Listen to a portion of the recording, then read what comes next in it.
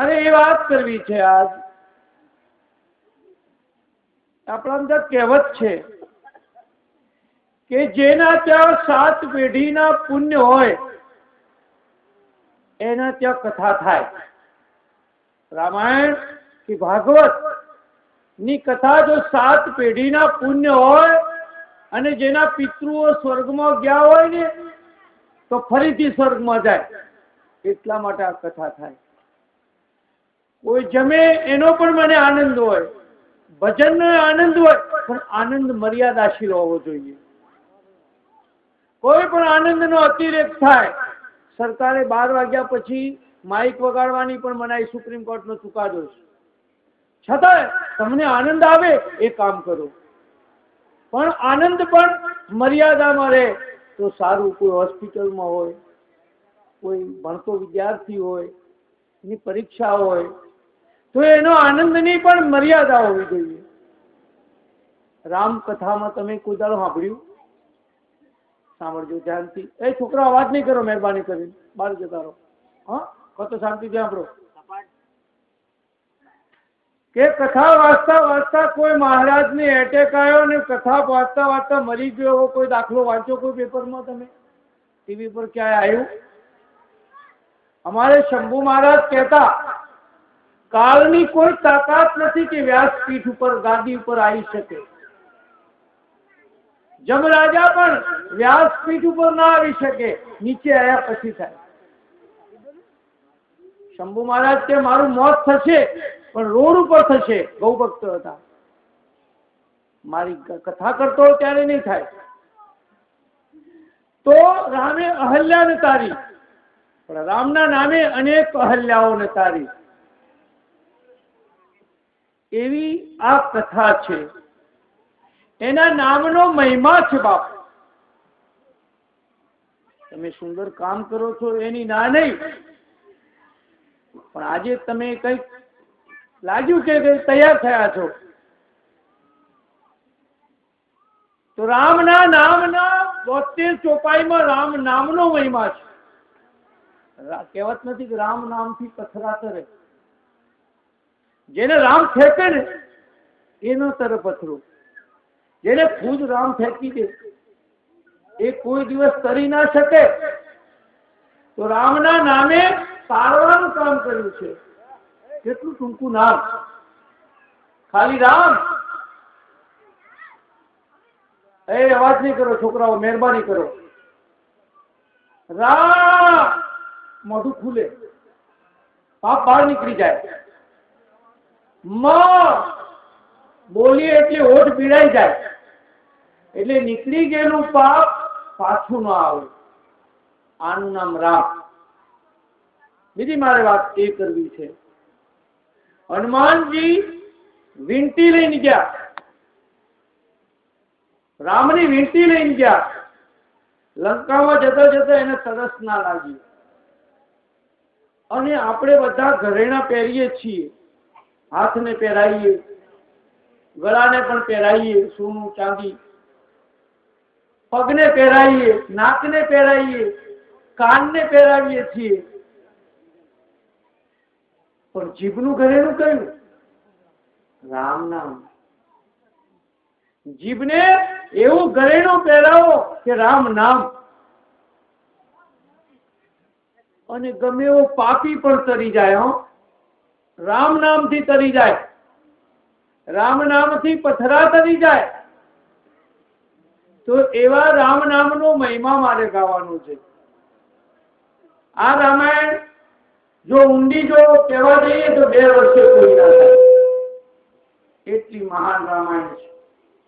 2 વર્ષ સુધી ચાલે. બબે કલાક રહું ને તો પણ 2 વર્ષ સુધી પૂરી ન થાય. દરિયાનો પાર ના આવે, વાણી પાણીનો પાર ના આવે. માટે એટલે દૂરથી તમે મને બોલાવો છો તો કઈક તમને મળે, મને વેચવાનો આનંદ મળે. ખાધેલું તો હવારમાં નીકળી જશે. ખાવાની ના નથી, દરેકને પેટ ટકાવવા માટે ખાવું પડે. એક વાર માણસને અને માણસ જે જાજરૂ જાય એ બેને ઝઘડો થયો. એટલું જાજરૂ કે હું તો બહુ ચોખ્ખું અનાજ હતું, ઘઉં હતો, શાકભાજી હતું, પણ તારો સંગ કર્યો એટલે હું મળમૂતર બની ગયું.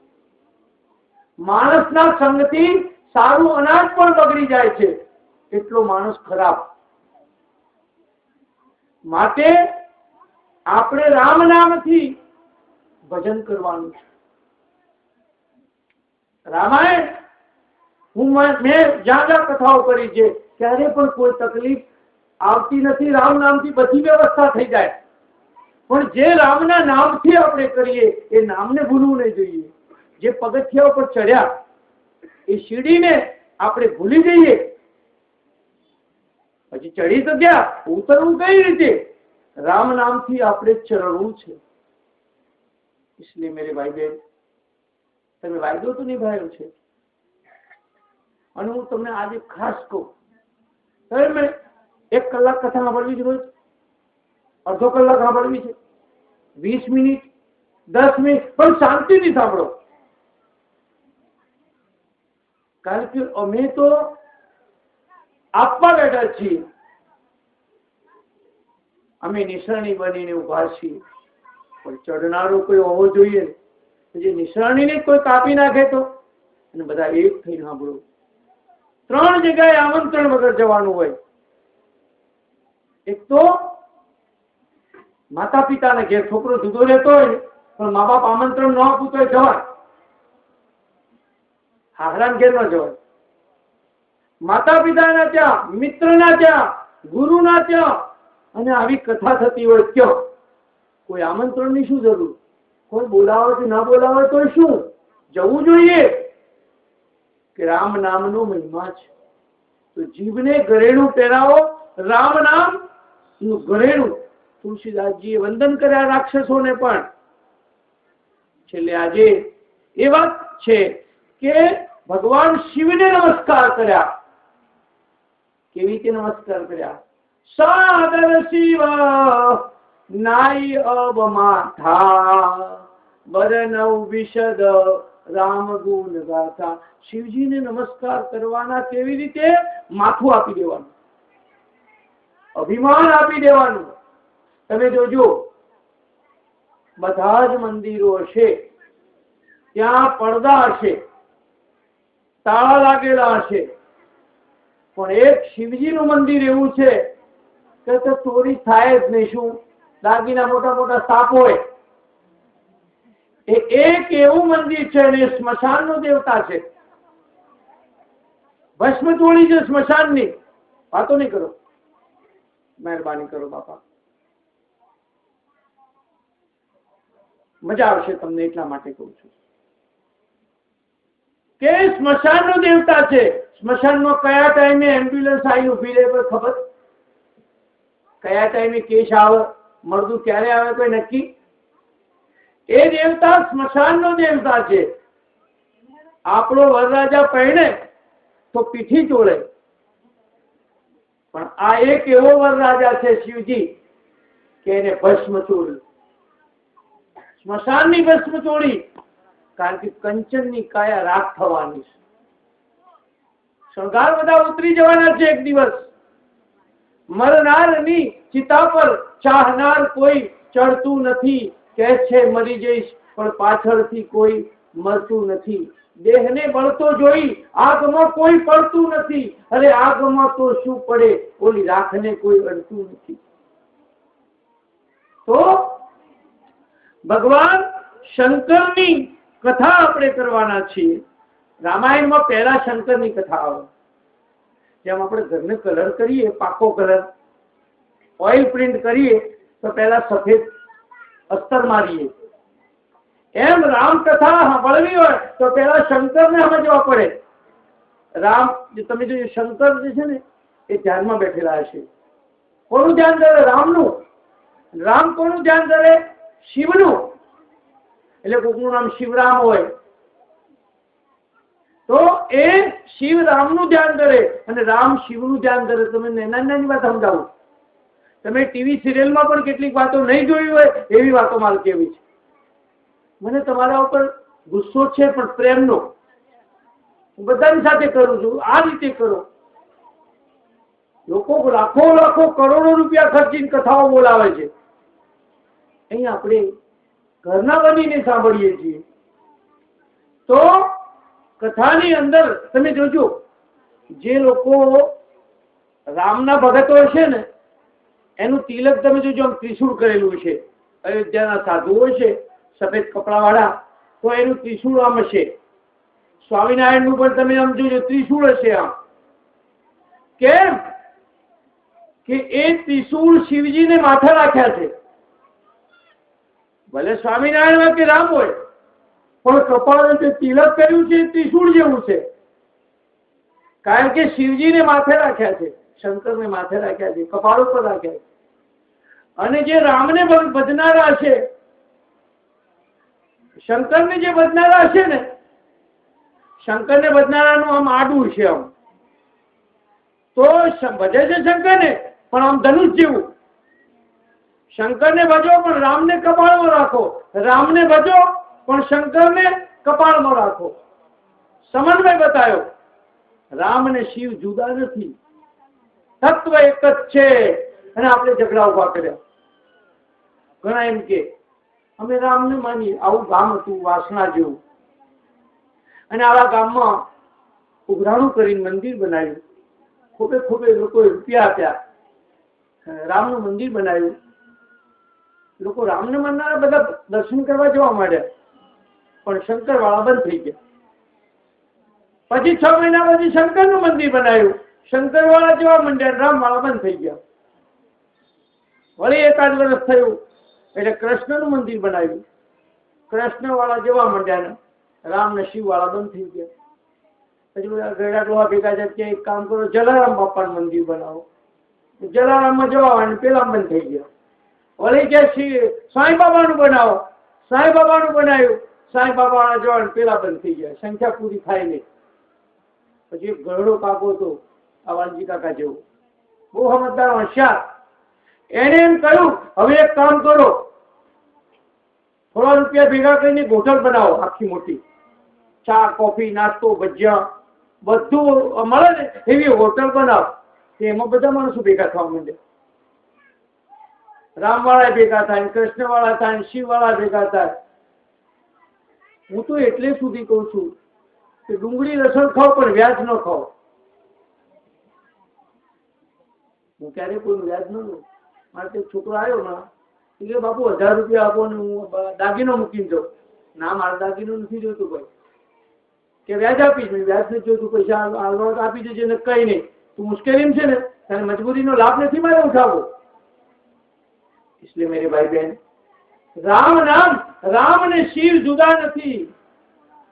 तो गाजो थोड़ू. जग में सुंदर है दो नाम, चाहे कृष्ण कहो या राम. जग में सुंदर है दो नाम, चाहे कृष्ण कहो या राम. राजा राम राम राम, सीता राम राम राम.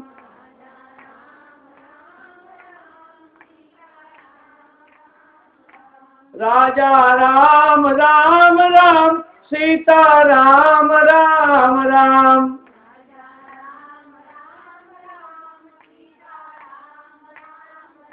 राजा राम राम राम, सीता राम राम राम.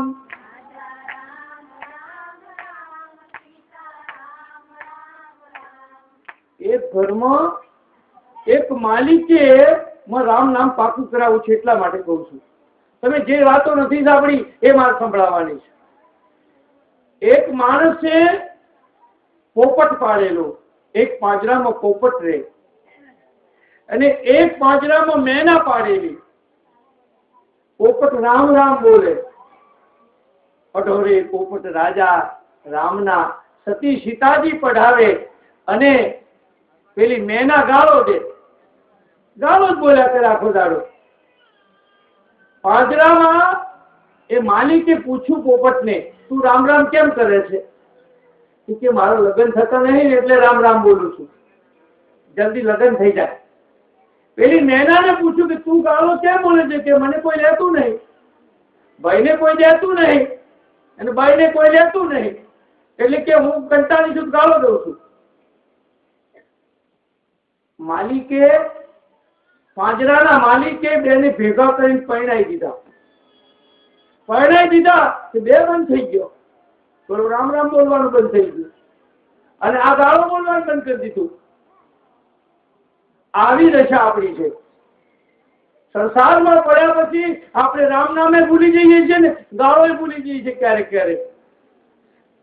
પણ આપણે રામ નામ છોડીને જશો ક્યો? ચલો, તમને વૈરાગ થઈ જાય અને તમે છોડી તો જશો ક્યો? અમે પણ છોડ્યું માનો, પણ છોડીને આશ્રમ તો પકડ્યો ને. પરિવાર, ભાઈ બહેન, કુટુંબ છોડ્યું તો શિષ્ય, ચેલા, ભગતો પકડવા તો પડે જ ને. શ્રેષ્ઠને પકડી લો. આયોજન કરવા માટે મારા બાબુભાઈ મિત્ર છે.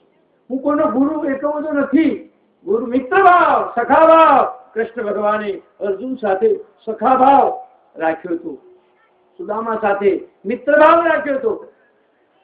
તો આ સંસારમાં રહીને, આ સંસાર એક રામાયણ છે. પૂજ્ય સ્વામી સચ્ચિદાનંદજી મહારાજે સંસાર એક રામાયણ છે એવું પુસ્તક લખ્યું. કારણ કે સંસારમાં રહીને જીવવાનું છે, છોડીને જવાનું નથી. ઘરને જંગલ માની જીવવાનું, ઘરને જંગલ માનવાનું અને જંગલને ઘર માનવાનું. હું મારા આશ્રમ એકાંતમાં છે, પણ મને જેટલો આનંદ એકલામાં રહેવામાં આવે છે એટલો કોઈને ન આવે. આ તે બહુ વસ્તી કે તમને બીક નથી લાગતી? મને એમાં બહુ આનંદ આવે.